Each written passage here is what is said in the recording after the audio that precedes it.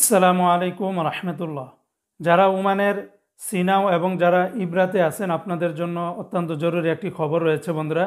বিশেষ করে এই অঞ্চলের আশেপাশে যারা আছেন আপনারা প্লিজ ভিডিওটি দেখবেন এবং শেয়ার করবেন যাতে করে সবাই জেনে উপকৃত হতে পারে।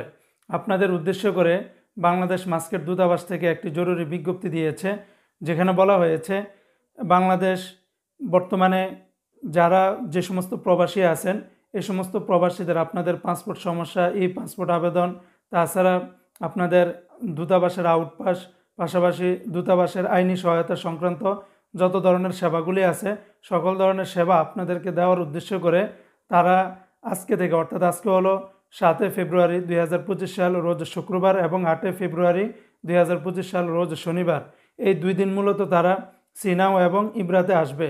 তো সিনাওতে আসবে বাংলাদেশ স্কুলে, আর ইব্রাতে আসবে আল মাস্তাকবাদ হোটেল ইব্রাতে।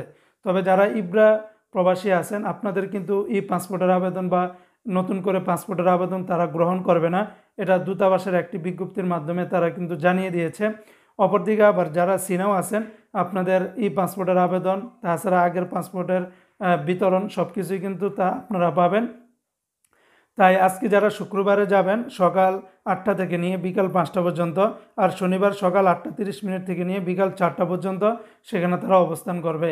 তো এই সময়টার ভিতরে আপনাদের যাদের দূতাবাস সংক্রান্ত যত ধরনের সেবাগুলি প্রয়োজন আছে এই সেবাগুলি নেওয়ার জন্য আপনারা দ্রুত তাদের সাথে যোগাযোগ করবেন।